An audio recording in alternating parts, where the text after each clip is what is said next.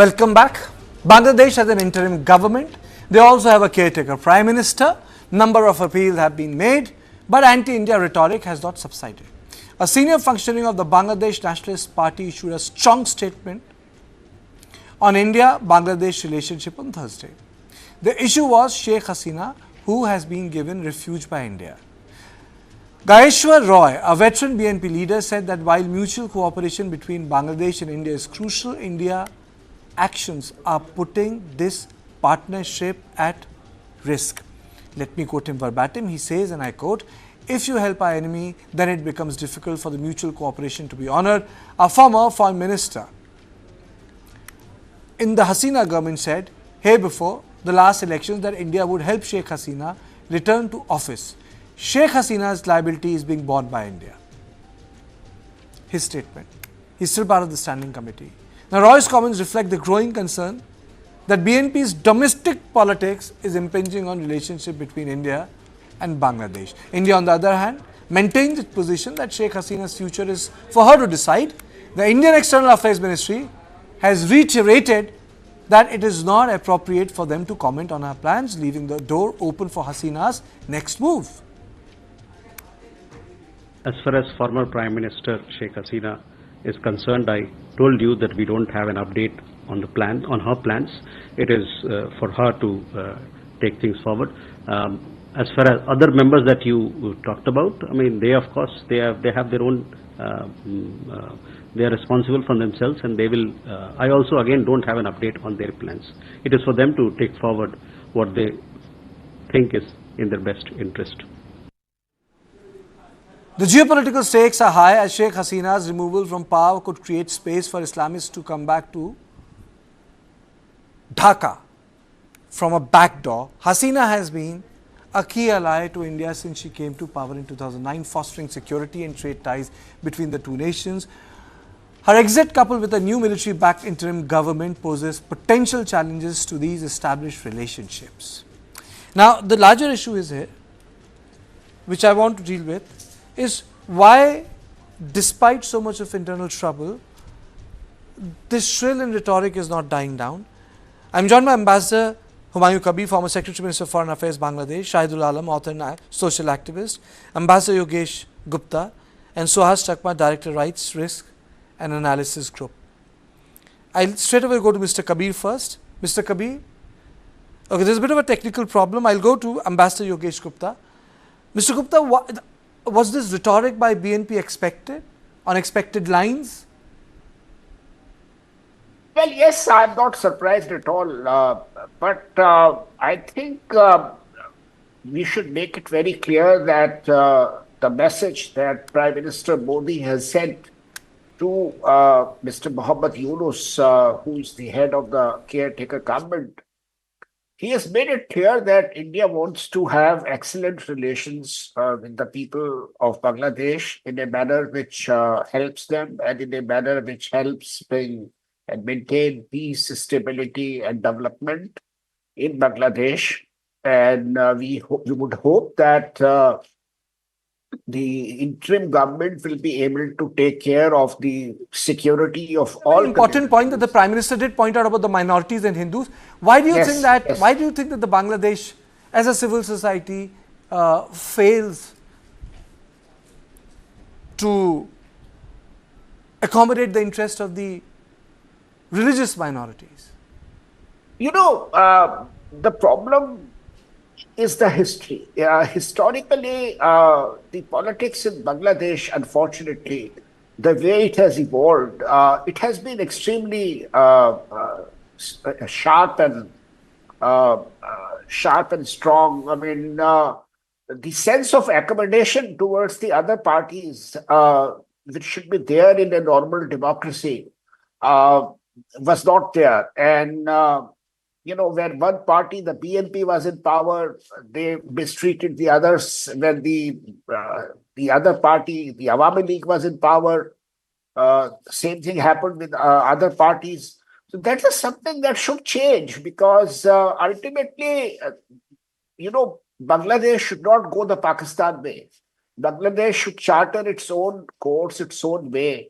And the example of the past 2 decades has shown that Bangladesh can prosper by having good relations with its neighbors, particularly India, large economy, which is intimately connected to Bangladesh. India has tried its best to give preferential treatment Okay. in terms of power, in terms of trade, in terms of communication, transport facilities, and so on. I mean, Bangladesh and India are intimately tied and linked, and we should take advantage of this rather than sort of cursing India or rather than criticizing India or mistreating the Hindu community or mistreating those who have been close to India in whatever ways. So I think we hope that the new interim government would be able to chart a course which Okay. would ensure Okay. the progress and prosperity and Okay. stability. Okay. I'm also joined by Mr. Kabir, Mr. Humayun Kabir, former Foreign Secretary, Minister of Foreign Affairs, Bangladesh. Sir, there are two things here. One, the appeal by the Indian Prime Minister Modi and his concern over the religious minorities being attacked, one. And secondly, the sort of statement which came from a senior BNP functionary saying that the relationship in context of Hasina can see turbulence because, she's in India, but India as a liberal democracy has done it all throughout its life. Dalai Lama is the best example. Aung San Suu Kyi studied in New Delhi. India has hosted various leaders, sir. Mr. Kabir. Yes, thank you very much. Yes, we welcome the statement made by Prime Minister Modi yesterday following the formation of the interim government led by Professor Mohammad Yunus. We are in an extraordinary situation.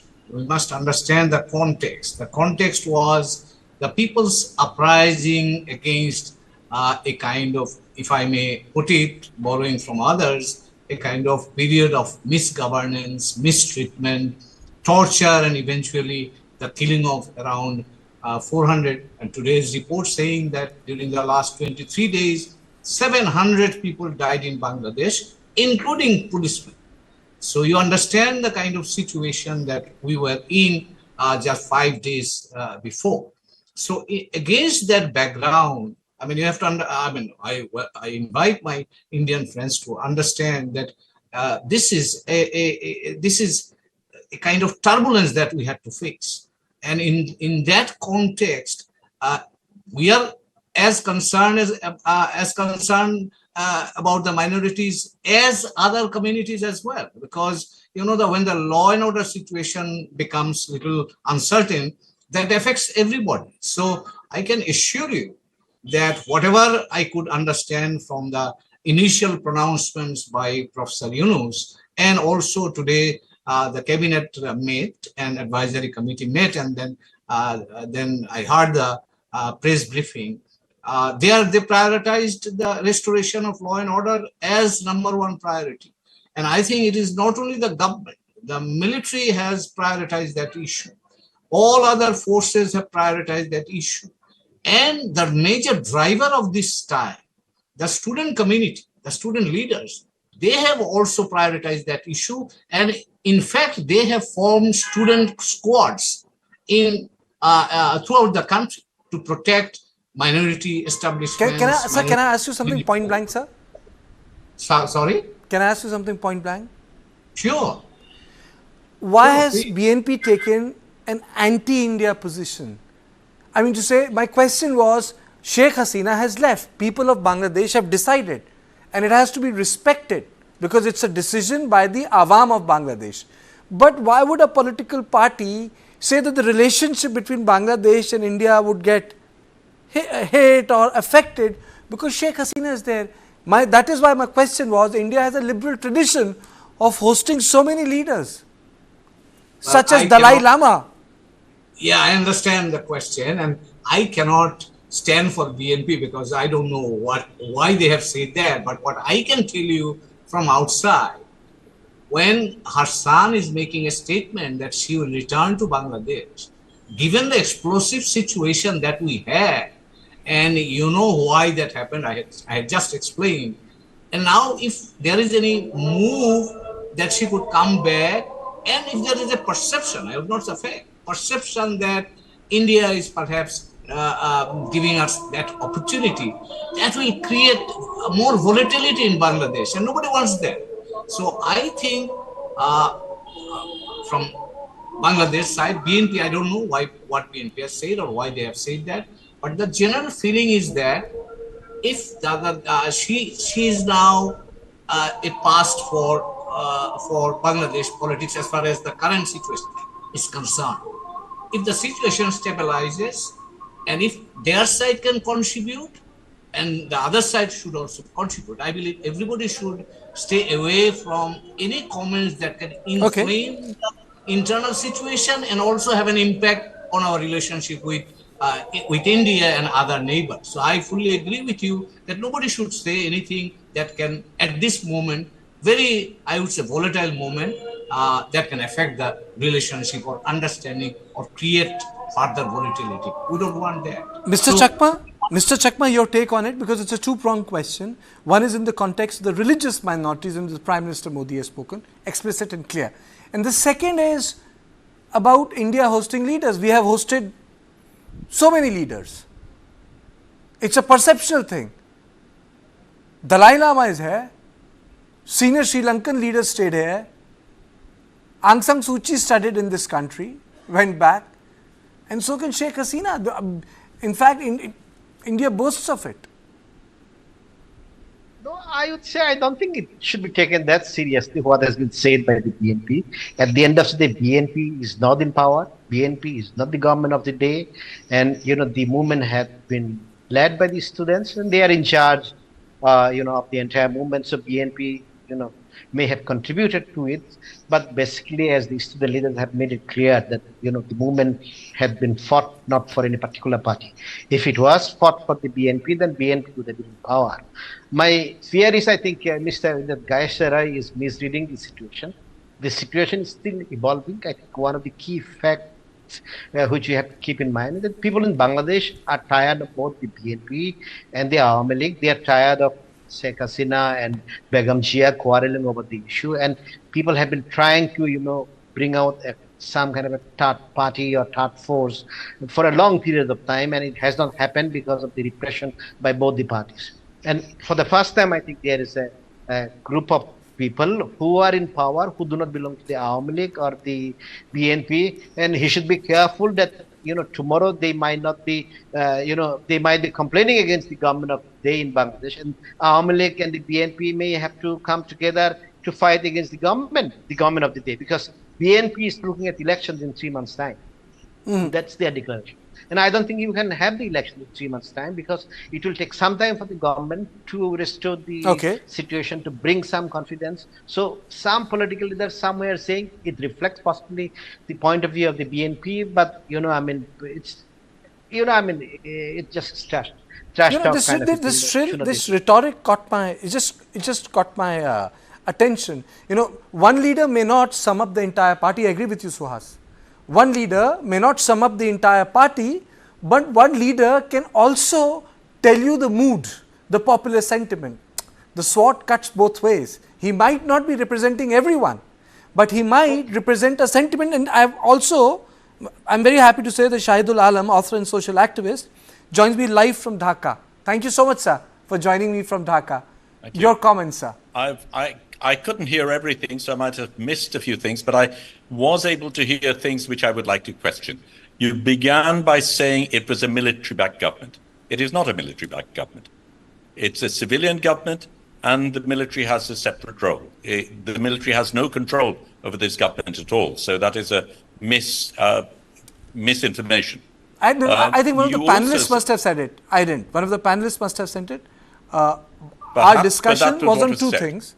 Our discussion was on two things. One, the statement of Prime Minister Narendra Modi on the protection of religious minorities in Bangladesh.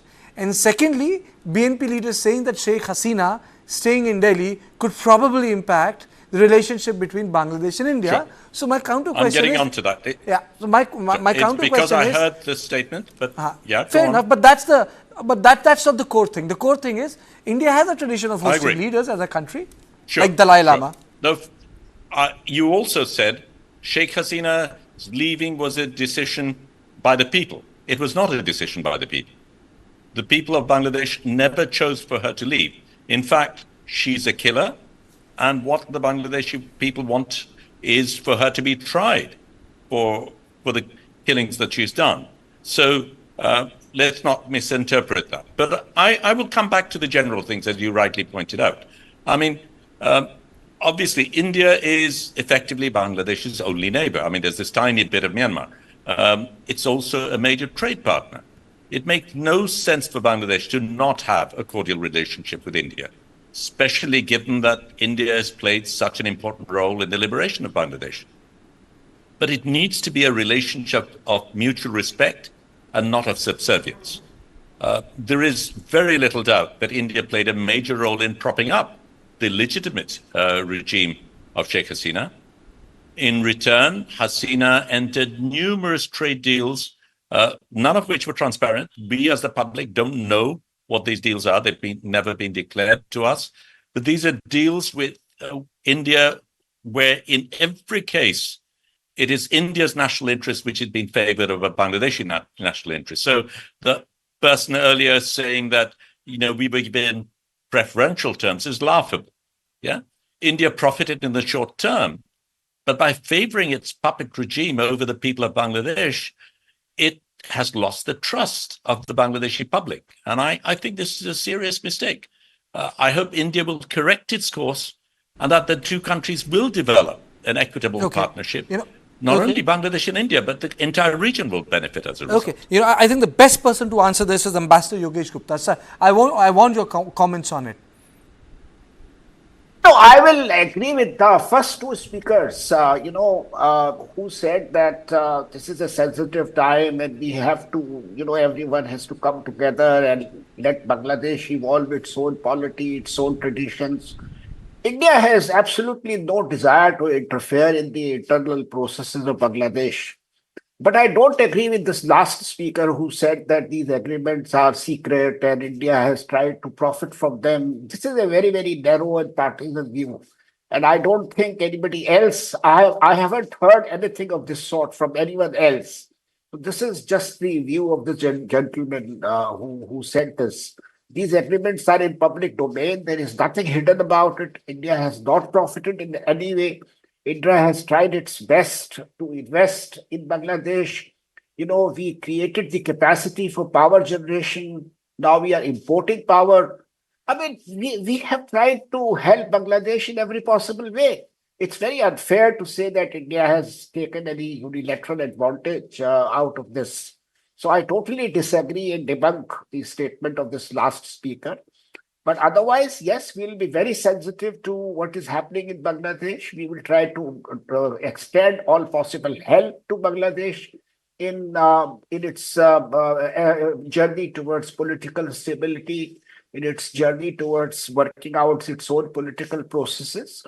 And we won't have any intention to interfere in the processes of Bangladesh in any way. As far as India is concerned. Alam, I think Ambassador Gupta has, replied to your observation. But I would definitely say that India is not responsible for putting up a puppet regime. Well, let me question that. I mean, certainly that is the version that is being presented. And there are many things that are being presented, particularly by Indian media. But he was talking about it being my opinion. In fact, what I would like to quote is one of the most popular memes that are circulating on social media today within Bangladesh. And I quote, India wants to see a poor, corrupt, undemocratic Bangladesh led by a kleptocrat called Sheikh Hasina. This is one of the most shared memes on social media today within Bangladesh. And you might not agree, but that is certainly the perception that there is. Absolutely, I disagree. Mr. Alam, I can choose to disagree. I absolutely disagree. But the fact of the matter is, it can also be a conspiracy to whip up anti-India feelings. Well, I think one of the things that the Indian media has done, it's talked about this demon of extremism that's coming in and everything else. And that's actually parroting the Army League line. When the Army League was killing people in the streets, they were talking of this third force, this invisible force, whereas in fact it was the Chhatru League which was in the streets killing people. And this is a trope that Army League has been trying to sell for a very, very long time. And it's unfortunate that either Indian media has swallowed it or it's deliberately trying to deceive us. I think there are two parts of this conversation. Indian media is a stakeholder in Indian progress, but the fact of the matter is that relationship of Bangladesh and India is between two independent countries, and I think goodwill exists between people. And there can be conspiracies to cast and paint India in a different light. To have a friendly relationship with the previous regime doesn't mean that India owed it. The fact is that we were invested. Suhas, you wanted to come in? It was a very strong argument to which I completely disagree with Mr. Alam. Suhas. No, I think if you are in power for 15 years, then there are bound to be conspiracy theories. And, there will be perceptions of misinformation or information on social media.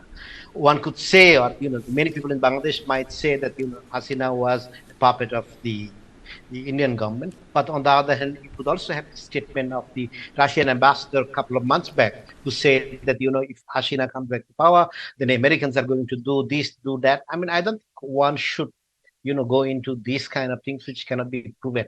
I mean, I think what is essential is to realize the fact that Bangladesh or any other country for that matter, they cannot change their neighbors. And, the former ambassador of Bangladesh had said that, India is the only neighbor of Bangladesh because you do not have that kind of a relationship with Myanmar. In fact, Bangladesh is surrounded from all sides by India. So I think it's time, to look at it beyond what to say, the general feelings which come out of the, incumbency of a particular government for a long period of time. I mean, that is not necessarily the case. But if Hasina didn't want it, I don't think the government of India could have intervened.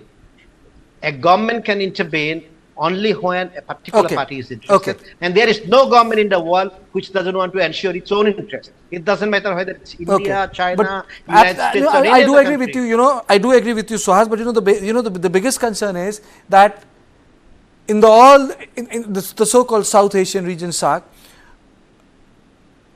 India, and I am not saying this out of arrogance, that barring 2 years, 75 and 77, India has been a successful case of a post-colonial state with a very liberal democracy. We might have had our problems, but India hosts a huge, more than 15 crore Muslims live in India. More than 15 crore Muslims live in India. It's a Hindu-dominant country, and we have a successful liberal democracy and a secular constitution to boast of. So I think what is a challenge for India is to ensure that the relationship between India and Bangladesh remain on a saner platform. But the larger challenge is that the linguistic and the religious fallout in which the common people suffer is something that needs to be protected.